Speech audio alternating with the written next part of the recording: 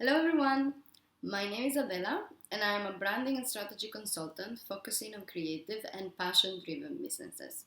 Over this past few weeks, we have been going through some of the key exercises we can do when we're starting a new brand or a new business. We have taught you how to create a brand profile and what are the main benefits that you can expect from a really thoroughly done brand profile.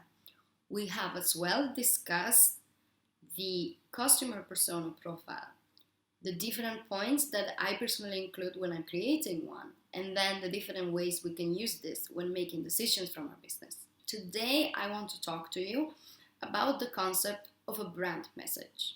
The brand message is the essence of the brand. It relates and represents all of the different points that you include in your brand profile, and it as well directly relates to the customer that you're trying to attract. Now that you have done these exercises, ideally, you have created your brand profile and you have drafted your customer persona, try to create a paragraph that explains what are you trying to say, what are you trying to accomplish with this product in 2 or 3 sentences. You can use this message for things such as website, the intro, your social media channel, the introductory email that you send to a new potential customer, etc., etc. And while doing so, you need to make sure that it meets these 7 points. Number 1, your message should represent your brand's values in a very clear way. If you remember, when we talked about values,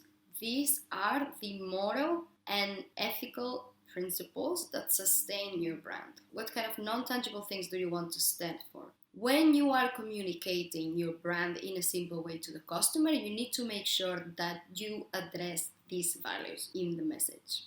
Number 2, it should set you apart from your competition. If when you read your message, if when you read this introduction of what you're trying to accomplish, you realize that any of your competitors could write the same introduction and it could fit their business models, then it's not working. Go back to those differentiating factors that you worked so hard on and make sure you put a hint of them in this brand message. Number 3, it should appeal to your target audience. Just think about it. Let's say that I ask you to introduce yourself. Would you use the same words to introduce yourself on a first date than to introduce yourself on a job interview, or if you met the Queen of England for some reason? Probably not, right? So it's the same with your brand message. Depending on what you learn by doing your customer profile, you need to make sure that the words, the tone, the rhythm that you use when composing this message directly appeals to your customer. Number 4, this message should be relevant to all of your products, present and future. We're talking about the message of your brand. You can have the message of your brand and then you can have 10 products that each have their own branding. When you're talking about a brand overall, it really needs to be applicable to everything that you want to put under that umbrella. If you have 3 different services, try to find the common denominator that should be applicable to all of your products. If your products are too different, right? If they appeal to completely different demographics, if they have intrinsically different values, then I strongly recommend that you do separate parallel branding, because otherwise trying to reach the yin and the yang, it's going to result on an impact so diluted that it's going to make it very difficult for you to stand out. Number 5, this is very important, it should withstand the passage of time. If you saw the video where we talked about brand names, and if you didn't see, I'm going to link it here, we talked about how you should choose a name that has the potential for longevity. With your message, it's the same. As we said in regards to the name, there are certain parts of the language that tend to evolve very fast. So if you include them on your message, you're probably going to have to be rewriting this within a few months or years. So as a rule of thumb, try avoiding slang or pop culture references in your message. I again will repeat that these elements are very impactful. Things like slang, pop culture references, and even cuss words are actually firing up parts of your brand that the normal discourse doesn't. So it's very smart to use them, but just don't use them for those things that define your brand. Use them on marketing communication, use them on social media, use them on emails, etc. Keep them away from the core fundamentals of your brand. Number 6, it should be relevant as your brand grows. If you're starting from scratch, your first intuition might be to include in your brand message something that represents that. You might want to include the fact that you're right now doing things by hand, or they're personally made, or that they're custom made, which is fine as long as you're sure that you want to be this the way that you want to continue going forward. If let's say that you're starting an accessories line and you are doing it everything by yourself by hand, but your ambition is in the future to have an atelier with different people or maybe automate part of the process, then I would strongly advise avoiding very specific wording in the message. Instead of made by hand, especially by me, you can always say made with care or made with love and created by me. Again, there is things you can do, right? If you start in a certain way and then things grow far beyond your wildest expectations, you can always rebrand, or you can always sub-brand, or you can create a different thing.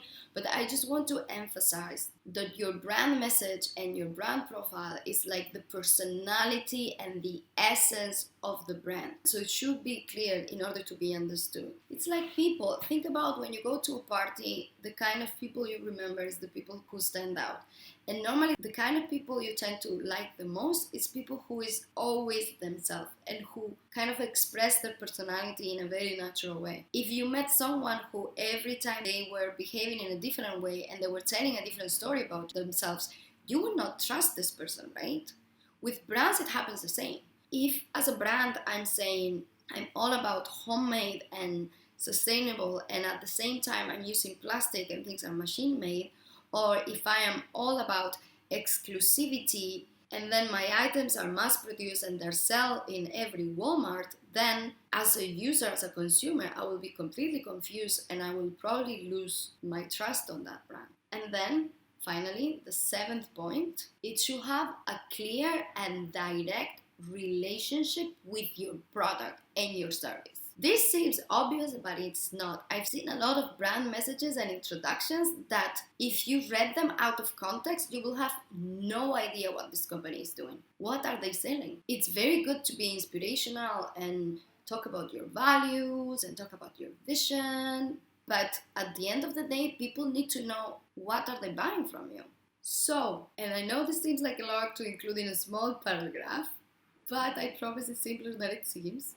To recap, when you're putting together your brand message, you want to make sure that it represents your brand values in a clear way, it sets you apart from the competition, appeals to your target audience, is relevant to all your products, can withstand the passage of time, will be still valid as your brand grows and evolves, and it's directly talking about the product or the service that you are providing. I hope this is clear enough and useful. If you have any questions, as usual, please let me know in the comments or reach out to me directly through any of our social media channels. If you like this video, please give me a thumbs up and don't forget that we're going to be releasing new content every week. So if you don't want to miss it, make sure to subscribe and turn on the notifications. Thank you once again for watching, and I'll see you next week.